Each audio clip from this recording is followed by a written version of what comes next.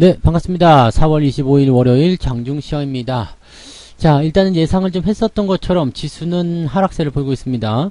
자, 1.5% 코스피가 밀렸고요. 코스닥은 2%나 하락을 했습니다. 전체적으로 좀 분위기가 많이 다운되어 있는 모습인데, 자, 오전이 지나가는 시점에서도 아직 바닥을 잡지 못하고 있죠. 수급은 조금 진정세를 보이는 것 같기는 한데 아직까지는 제대로 된 모습은 나타나지 않습니다. 그래서 아침 시황에서 설명을 드렸던 것처럼 오전에는 반응하지 마시고요. 오후 늦지막히 수급의 어떤 개선이라든지 또 어떤 지수의 반등 이런 것들 보면서 들어가시는 게 좋을 것 같고요. 자, 수급이 여전히 매도를 진행하고 있습니다만 조금 긍정적으로 볼 수 있는 부분은 뭐냐면 많지가 않아요. 매도 물량이 많지 않다라는 거. 이것도 어떻게 본다라면은 한 가지 희망이 될 수 있는 부분이 아닐까 생각되기도 하겠습니다.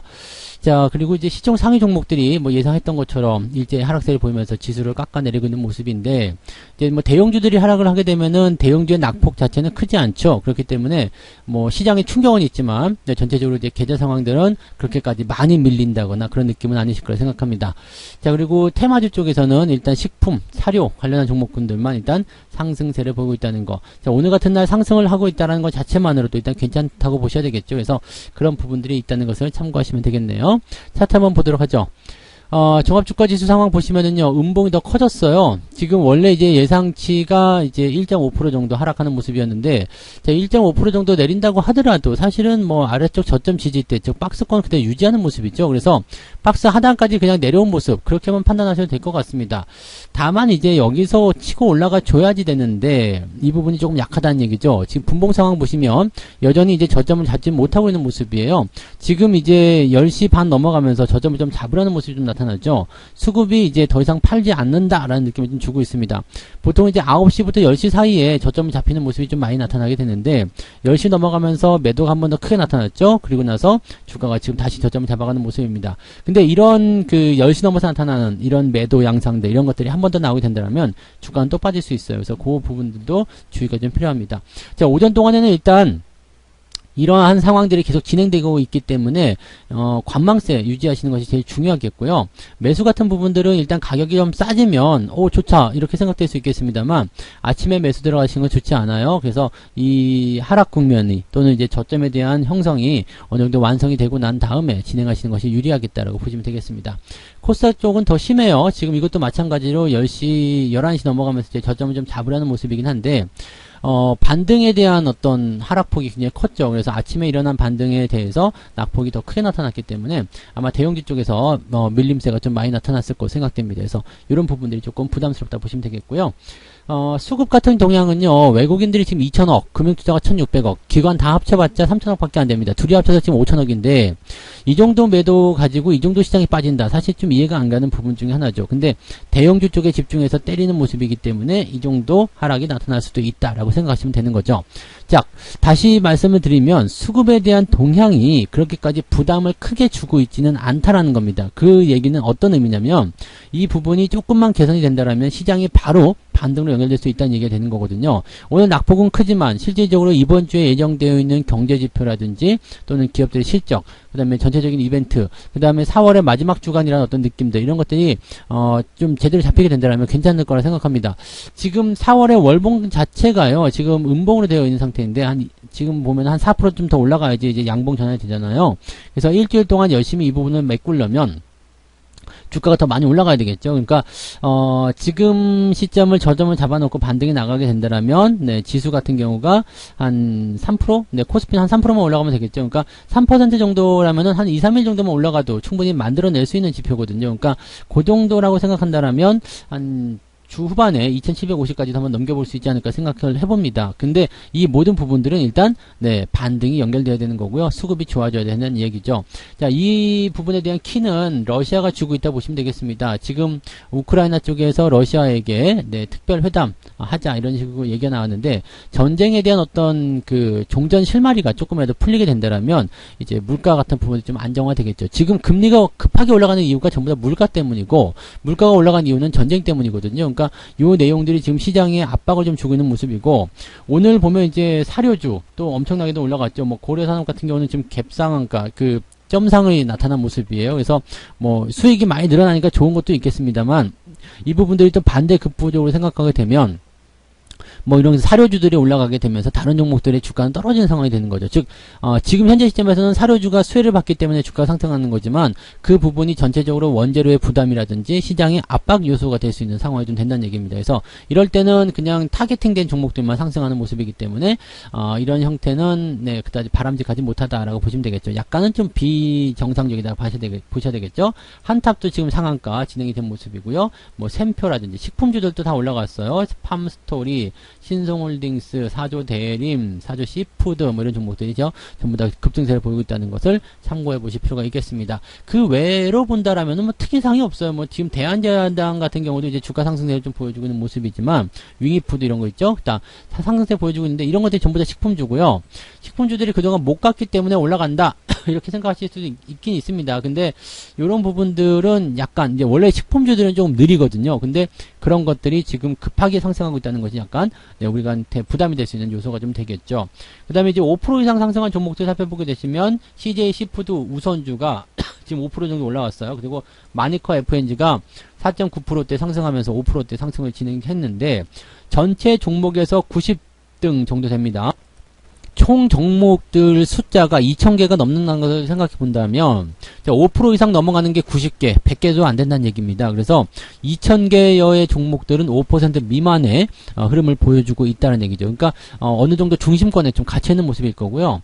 하락이 지금 진행된 종목들 보시면은 그다지 많지 않습니다. 지금 보면 TLI라든지 플랜티넷 이런 종목들이 10%대 하락을 보여주고 있는 모습이고요.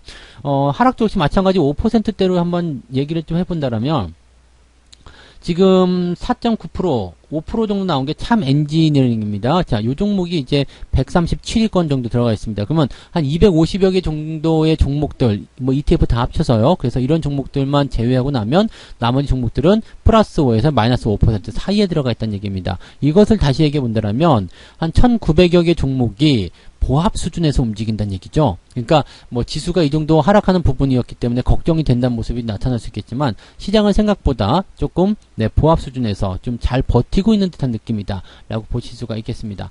반면에 이제 시총 상위 종목군들은 좀 안 좋죠. 네, 거래소 쪽 먼저 살펴보시면 삼성전자, 하이닉스 하락세 보여주고 있습니다. 물론 낙폭이 크지는 않습니다. 시총 상위 종목들이기 때문에 낙폭이 뭐 5%, 6% 이렇게 나타나지 않습니다만 그래도 대형주가 이 정도 빠지고 있다는 것은 약간 부담이 줄 수 있는 요소가 좀 되겠죠. SDI나 네이버 같은 종목들은 더 안 좋은 모습이고요. 네이버는 지금 신저가 발생하는 모습이고 카카오 역시도 마찬가지죠. 9만원대까지 흘러내리는 모습입니다.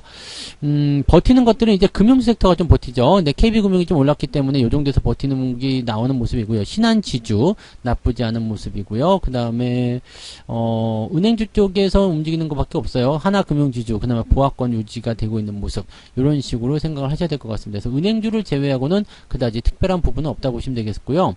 이렇게 뭐 공기업 관련주 KTNG 이런 종목들이 이제 보합 수준 이런 것들 이제 방어주적인 요소가 있었죠. 그래서 그런 내용들이 좀 있고요. 자, 코스닥 같은 경우는 지금 난리가 났죠. LNF 같은 경우 7%대 하락하면서 다시 떨어지는 모습인데 제가 지난번에 설명드렸지만 자, 이 2차전지 관련한 종목군들은 정고점 넘지 못하면 안 돼요. 정고점 넘지 못하고 주가가 조정을 받으면 오히려 더 안 좋을 수도 있습니다. 장기적 관점으로 보는 것은 나쁘지 않겠습니다만 주가가 들고 나는 모습들은 분명히 있을 수밖에 없다는 것을 참고하셔야 되고요. 에코프로비엠이라든지 시총 상위 종목들 다 내리고 있습니다. 특히 게임주들은 특별히 조심하셔야 되는데요. 위메이드가 지금 8만원 찍게 되면서 신저가 또 나타났습니다. 그리고 뭐 카카오 게임즈, 펄 어비스 전부 다 이제 주가 하락하는 모습이고요. 카카오 게임즈도 지금 신저가가 또 발생하는 모습이죠. 그러니까 좋지 않다라는 것만 우리가 참고하시면 되겠습니다. 오늘은 이제 시총 상위 종목들이 다 안 좋아요. 그리고 뭐 엔터도 조금 올라가는 모습이긴 한데 이런 것들도 내려갔다 반등 나가는 모습이라 크게 와닿지는 않을 거라 생각합니다. 그래서 이런 정도 모습들 일단 보고 있으면 시장이 답답하고 한숨밖에 안 나오겠죠. 네, 매매 동향 한번 보도록 하겠습니다. 매매 동향 보시면은요, 기관들 쪽 먼저 살펴보시면 삼성전자 하이닉스 팔고 있는데 물량 많지 않습니다. 물론 금융투자가 합쳐져야 되겠습니다만 이 정도 물량 많지 않습니다. 평소에 대비해서 그다지 많지 않은 물량이라는 걸 생각하시면 될 것 같고요. 그 다음에 롯데정밀화학이나 하나금융지주 이런 것들 매수가 들어가 있는 모습이죠. 전체적으로 뭐 크게 뭐 볼만한 부분은 없어요. LG U+가 조금 이제 유지가 되는 그런 모습이기도 하고요. 그 다음에 뭐 JYP엔터, SOL 이런 종목들이 이제 유지는 되고 있는 모습입니다. 그리고 나서 이제 네이버, LG전자 이런 종목들 매도가 좀 진행되는 형태로 가고 있습니다. 그래서 이런 내용들 참고하실 필요가 있겠고요. 외국인들 같은 경우도 크게 다르지 않을 겁니다. 지금 보시면 삼성전자 매도가 좀 진행되고 있죠. 근데 얘네들도 많지가 않아요. 매도가. 하이닉스, 삼성전자 둘이 합쳐봤자 지금 얼마 안 되거든요. 그러니까 260억?